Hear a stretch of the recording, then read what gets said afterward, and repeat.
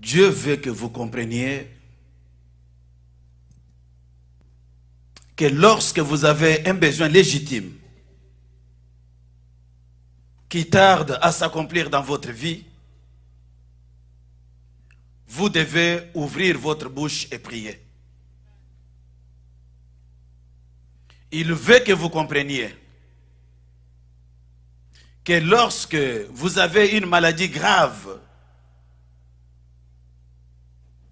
qui devient une menace pour votre existence, vous devez ouvrir votre bouche et prier. Il veut que vous compreniez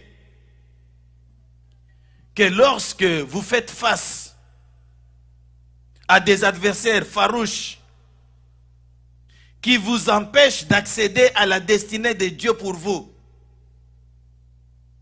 au lieu de pleurer, vous devez ouvrir votre bouche et prier. Il veut que vous compreniez que lorsque votre épouse ou votre mari a quitté le toit, au lieu de tomber dans la dépression, vous devez ouvrir votre bouche et prier.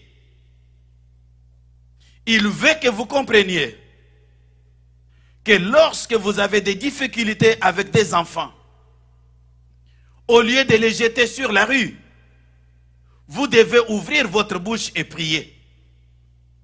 Il veut que vous compreniez que lorsque vous avez des difficultés avec votre boss au travail, au lieu de démissionner, vous devez ouvrir votre bouche et prier. Ouvrez votre bouche et priez. C'est ça le titre de mon message de ce matin.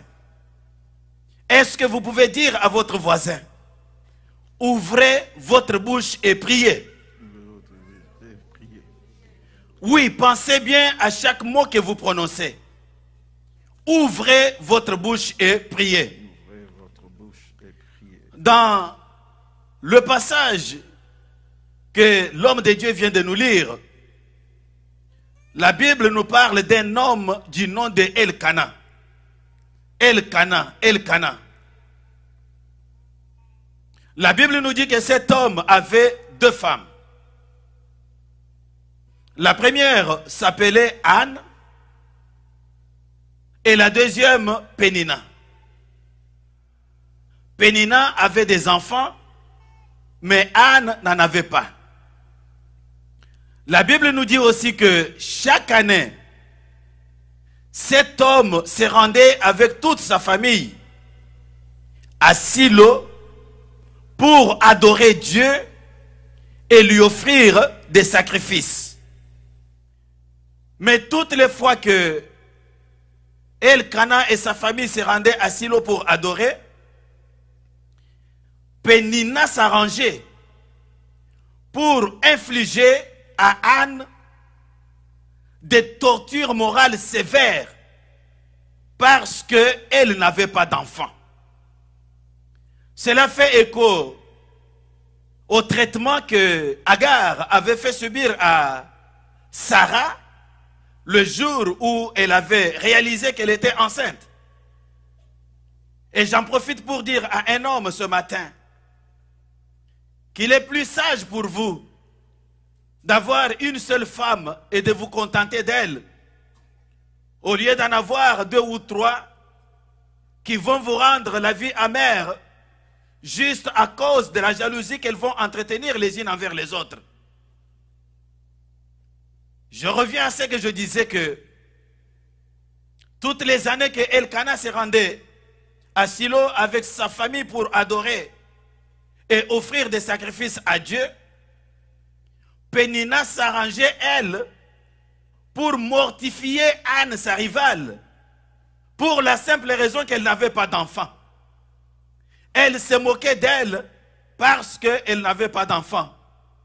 Elle lui lançait des injures et des paroles blessantes parce qu'elle n'avait pas d'enfant. Elle la traitait avec mépris et lui jetait des jetons parce qu'elle n'avait pas d'enfant. Et en réponse à ce traitement inhumain, Anne ne faisait que pleurer et elle refusait de manger. Et je vais vous dire qu'elle a pleuré pendant plusieurs années, car la Bible nous dit au verset 7 que toutes les années, il en était ainsi. C'est-à-dire toutes les années, lorsqu'il se rendait à Silo, la même scène se répétait. Pénina la mortifiait et elle pleurait et refusait de manger. Mais un jour,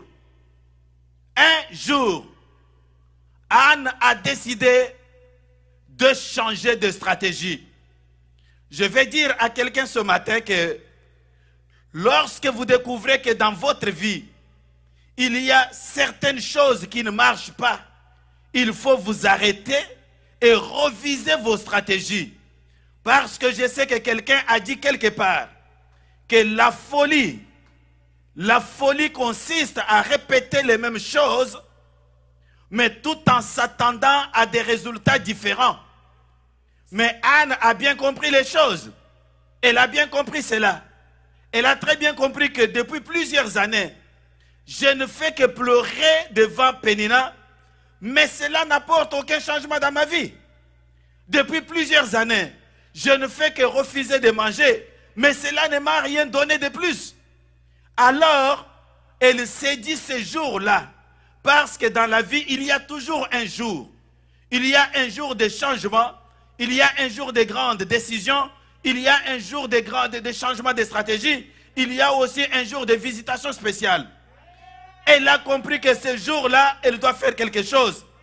Elle a compris qu'au lieu de continuer à pleurer devant Pénina, je vais plutôt déchirer mon cœur devant celui qui a le pouvoir de faire quelque chose dans ma vie. Je vais aller répandre mon cœur dans la prière devant l'Éternel des armées. Et la Bible nous apprend que ce jour-là, Anne a prié. Elle a prié avec son cœur tout entier. Elle a prié abondamment avec amertume dans le cœur. Et elle a versé d'abondantes larmes devant Dieu, tout en déchirant son cœur et en lui disant: Seigneur, aie pitié de moi. Je t'ai fait un vœu. Si tu te souviens de moi et si tu me donnes un enfant, moi, je vais te le consacrer toute sa vie. Seigneur, souviens-toi de moi. Et la Bible dit qu'elle est restée longtemps dans la prière. Longtemps dans la prière. Mon frère, ma soeur bien-aimée, lorsque vraiment vous avez un problème qui chatouille votre cœur, même votre façon de prier va changer. Lorsque vous avez un grand souci que vous portez dans votre cœur et que vous avez besoin, écoutez, le ciel n'est pas fermé. Dieu est capable d'ouvrir le ciel quand vous le secouez avec votre cœur tout entier. C'est pourquoi il déclare dans la Bible que quand le juste crie, l'Éternel entend. Même si ça n'arrive pas aujourd'hui, continuez à secouer. Il sera obligé d'ouvrir la porte. Il sera obligé de vous venir en aide. Il est le Dieu qui est fidèle à lui-même. Ce jour-là, Anne a prié. Et je veux qu'aujourd'hui, vous puissiez aussi prier. Elle a prié au point que elle a même scandalisé le sacrificateur Élie. Mais lorsqu'elle a fini de prier, quelque chose s'est passé immédiatement dans sa vie. 1. Anne a mangé ce jour-là, elle qui ne mangeait pas. 2. Son visage a changé. C'est-à-dire, quand elle a quitté la prière, elle a eu bonne mine. Ça me rappelle lorsque Moïse a quitté la montagne, son visage rayonnait. Ça, ce sont les conséquences directes de la prière. Et quand il est retourné à Rama avec sa famille, la Bible dit que Anne a conçu. Et la même année, Anne a donné naissance à un beau petit garçon du nom de Samuel qui va devenir un des personnages les plus importants de l'histoire d'Israël. Ça, c'est ce que notre Dieu est capable de faire en réponse à nos prières. Est-ce que nous pouvons lui donner une bonne main d'acclamation? Ouvrez votre bouche et priez. Ouvrez Amen. votre bouche et priez. Amen. Frères et sœurs bien-aimés, Anne représente aujourd'hui, Anne représente tout homme ou toute femme qui a un besoin légitime qu'il veut voir Dieu accomplir dans sa vie, mais qui, à cause du retard de l'accomplissement de ses besoins, devient l'objet de mépris de ses adversaires. Si c'est vous, cet homme ou cette femme, qui est toutes les fois agacé par le voisin, avec des propos malveillants, parce que vous attendez un besoin qui n'est pas encore réalisé, arrêtez de vous lamenter devant les hommes. Ouvrez votre bouche et priez. La Bible dit, dans Philippiens chapitre 4, ne vous inquiétez de rien. Mais en toute chose, faites connaître vos besoins à Dieu. Faites connaître vos besoins à Dieu. Ne vous inquiétez de rien. Arrêtez donc, mon frère, ma soeur, de multiplier des soucis pour rien. Ouvrez votre bouche et priez. C'est simple. Arrêtez de mener une vie de désespoir silencieux à cause de ce que les gens disent de vous, à cause de ce que les gens pensent de vous, à cause de ce que les gens murmurent à côté de vous. Ouvrez plutôt votre bouche et priez. Arrêtez de mener votre vie au rythme des comportements des gens. Les gens n'ont rien à apporter dans votre vie. Votre regard doit être fixé sur celui qui a le pouvoir de changer quelque chose. Sur celui qui a le pouvoir de vous consoler comme il avait consolé Abraham et Sarah, comme il avait consolé Élisabeth et Zacharie. Il faut que votre regard soit sur lui plutôt que sur les hommes qui ne peuvent absolument rien pour vous. Écoutez-moi bien, Église. Arrêtez de vous pleurnicher devant les humains. Ouvrez votre bouche et priez. Allez devant Dieu, exposez-lui vos besoins comme Anne a exposé les siens à ce Dieu et ce Dieu lui a répondu. Dites à ce Dieu que papa, j'ai besoin de me marier. Dites-lui papa, j'ai besoin d'avoir un bébé. Pleurez, versez des larmes. Dites à Dieu, ne dites pas à un homme. Dites à ce Dieu papa, j'ai besoin de la guérison. Dites-lui, j'ai besoin d'un bon emploi. Dites-lui, j'ai besoin d'une maison. Dites-lui, j'ai besoin d'un puissant ministère. Dites-lui, j'ai besoin de la paix. Dieu veut que vous compreniez, mon frère, ma soeur, que c'est la prière qui a le pouvoir de sécher vos larmes. Il veut que vous compreniez que c'est la prière qui a le pouvoir de changer votre tristesse en joie. Il veut que vous compreniez que c'est la prière aussi qui a le pouvoir de fermer la bouche à vos ennemis. Grâce à la prière, Dieu a visité Anne.